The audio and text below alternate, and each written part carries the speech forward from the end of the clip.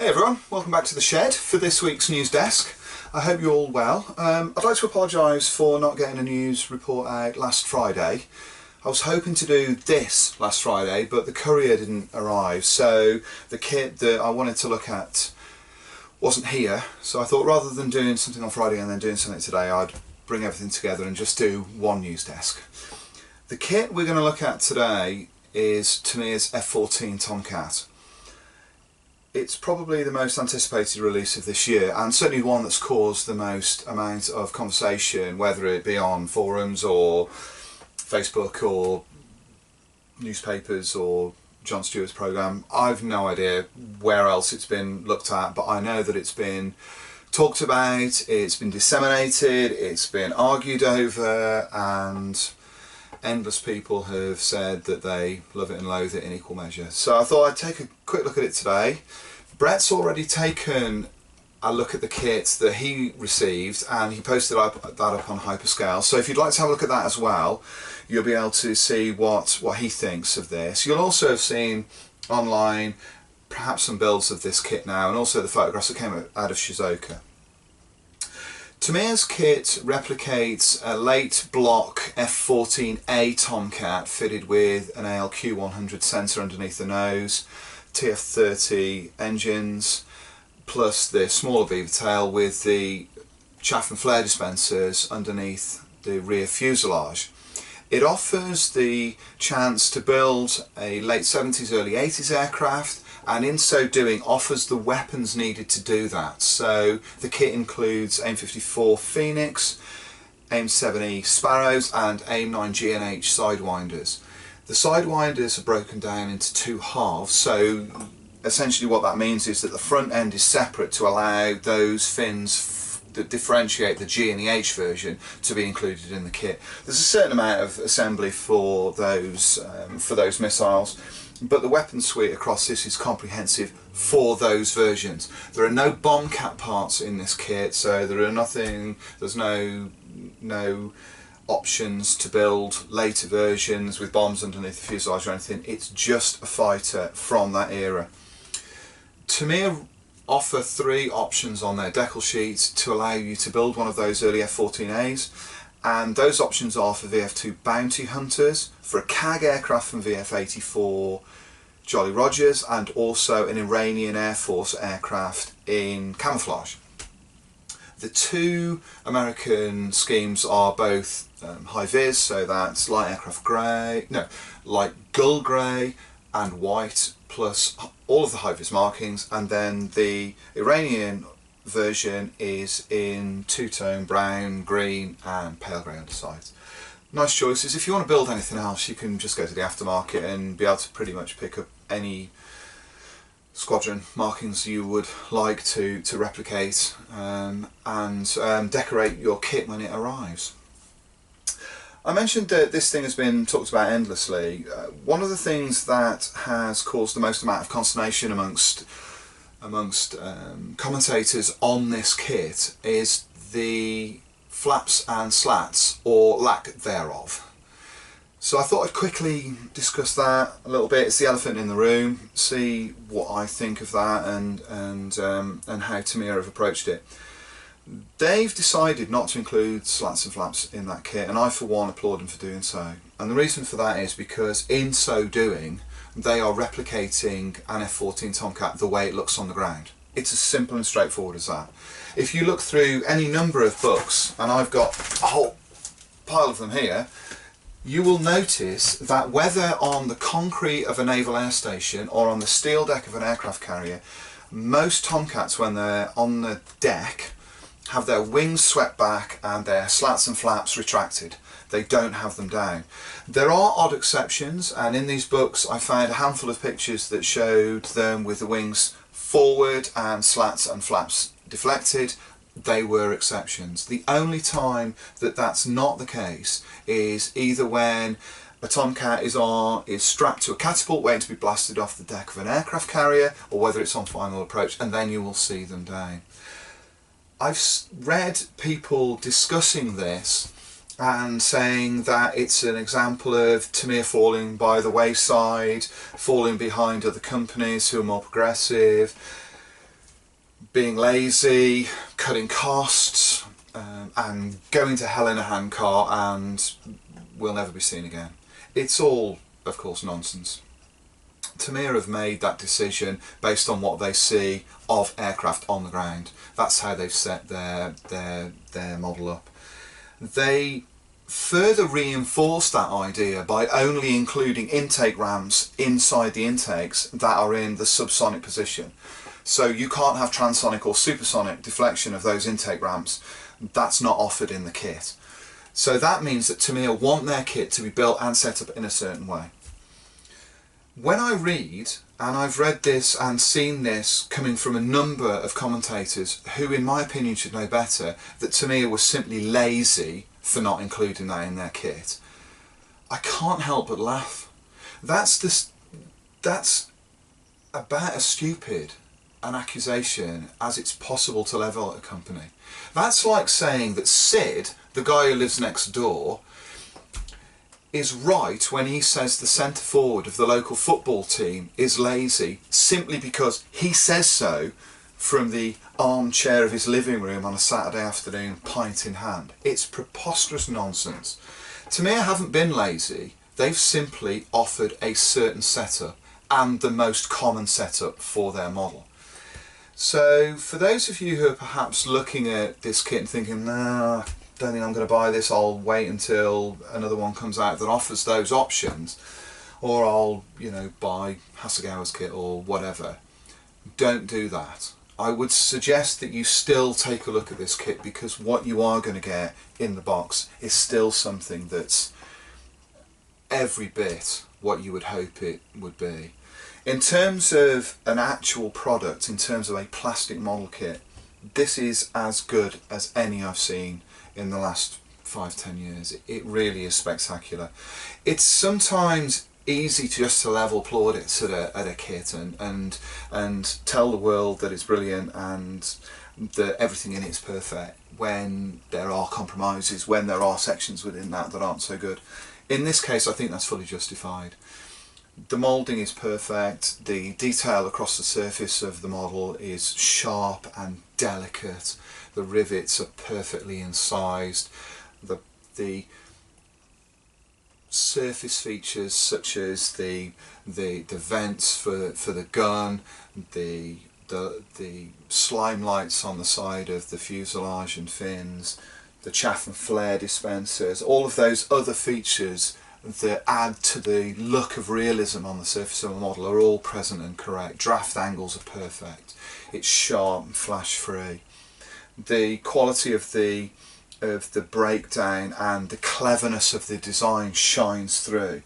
For instance, Tamiya include a system that allows you to build the model without gluing the wings in as you're constructing it. What they've offered is a set of essentially movable wing spars, these two things here. They interlock through these tooth gears, and then what you do is you put these into place on the model, complete the fuselage, and then you slide the wings onto those wing spars once the wings are painted and weathered.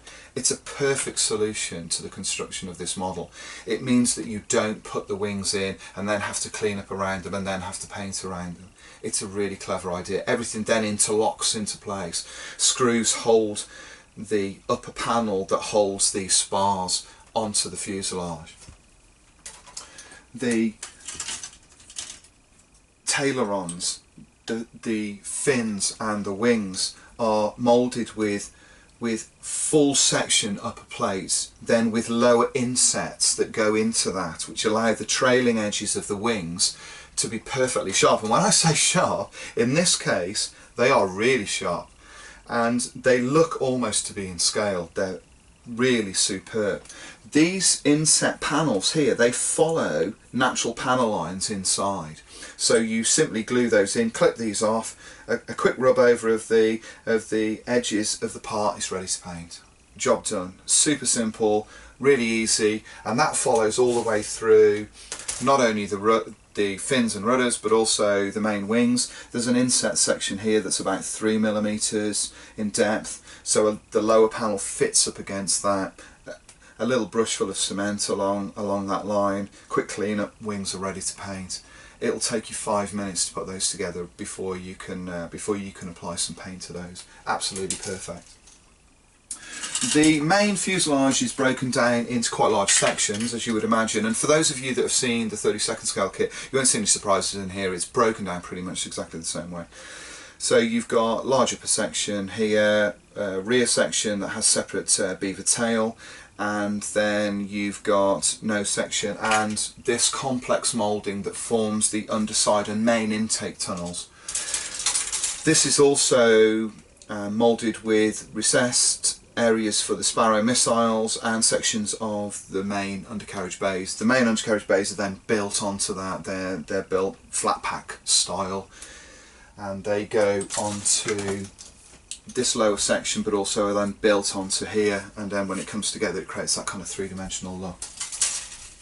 The cockpit is provided as a main tub with front and rear walls, and then separate instrument panels and consoles that go onto that. That's going to allow you to paint those parts really easily. So you can paint the main cockpit tub and all of its surroundings in the interior colour, and then paint the console separately, paint all the little dials, and then glue it all into place. The inside of the cockpit is well detailed, but it's not perfect. There are some switch details missing within there. Some of the finer features of the real cockpit aren't quite there. But I think a little bit of work with paintbrush or some stretch sprue, some plastic strip will work wonders in there. What's supplied by Tamiya is more than adequate. Don't get me wrong. It's not like it's been sort of left bare. It's well detailed, and with the multi-part GRU 7 seats that go in there as well, it'll look great when it's painted. The seats themselves don't include seat straps. Those you will have to add yourselves. But they do include pilot figures in there, so everything together, once it's all joined up and painted and in place, it will look great. There's the clever little panel that goes over the top of the cockpit sills, and that gives you locking clasps for the canopy. The canopy is also fitted with separate parts for the inner rails, with the clasps moulded onto those, so that adds another level of finesse into there as well. The front windscreen is a separate section that includes part of the upper nose as well, so that gets rid of the possibility of a rather scruffy joint around the underside of the glazing. Intakes are full length. They include the turbine blades at either end and those ramps that I mentioned earlier on. Jet pipes are not quite full depth, but they're certainly deep enough that when you look inside them you'll be able to see turbine blade detail inside there as well. Once that's painted up you'll be able to see plenty of detail. The actual jet pipes for the TF30 engines are well moulded. They're detailed inside and out as well, and no evidence of ejector pin marks or those kind of things. The undercarriage is sensational, absolutely superb, multi-part, as well detailed, if not better than the 32nd scale kit, and will look great once it's painted. Plastic wheels as normal. There are no, I don't believe there are any kind of rubber tyres in this. I think everything's just plastic from what I've seen. But that will add a real level of finesse underneath the model when it's all put together. So overall, it's a very impressive piece of work. If you've seen the F-16 family, if you've built any of those F-16s, you will see precious little in here that's surprising. You will see a continuation of the way that Tamiya approached that kit and that family of kits in terms of breakdown of parts, options supplied, the finesse of the surface detail, and the overall feel and look of the model. I have no idea at the moment how much this kit's going to cost. I don't really know when it's due to be released accurately. I think it'll be the end of the summer, so hopefully I'll bring you some more information on that when it arrives. But in the meantime, I can only tell you what I've seen from what's in the box, and that is that Tamiya have once again reinforced the idea that when it comes to producing plastic model kits, they're absolutely at the top of the curve.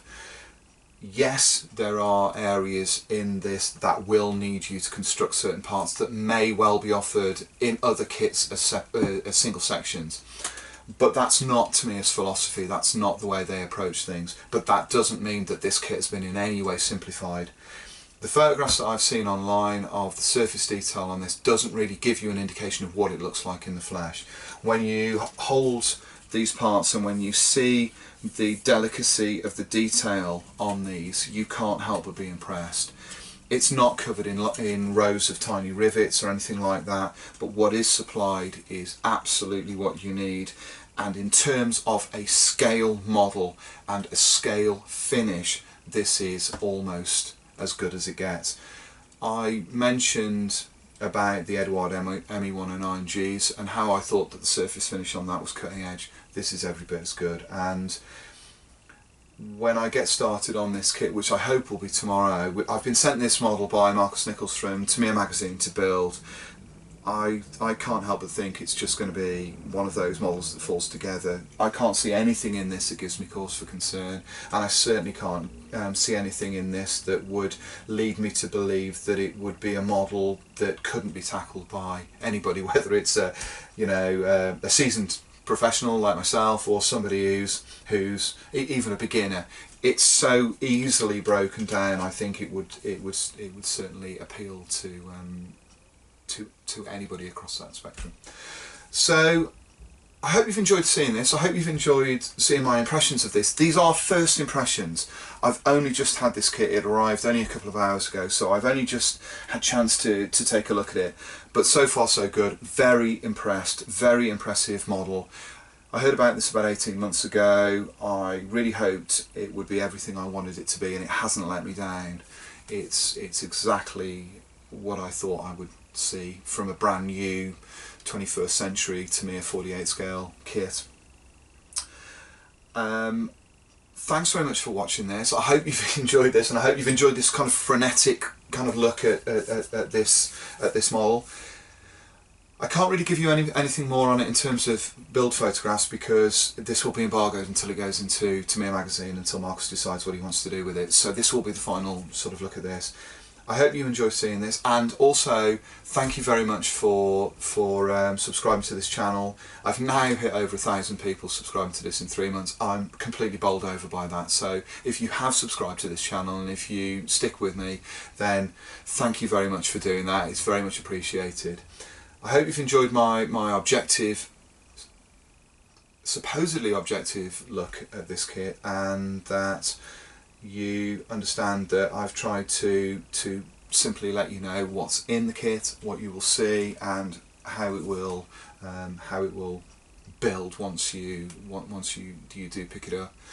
I know there will be accusations that I'm a Tamiya fanboy, and I'm simply here to kind of further the idea that they're the greatest things since sliced bread. If this kit was rubbish, I would tell you. If this kit had problems, I would tell you. And if this kit wasn't what I wanted it to be, trust me, I would tell you. I would not be putting my reputation on the line by sitting here in front of a camera talking to whoever watches this video and telling you that it was great when it wasn't.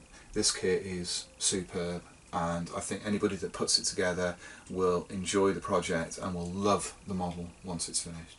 So thanks for watching this. Have a great evening, and I hope to see you again soon. All the very best now. Cheers and goodbye.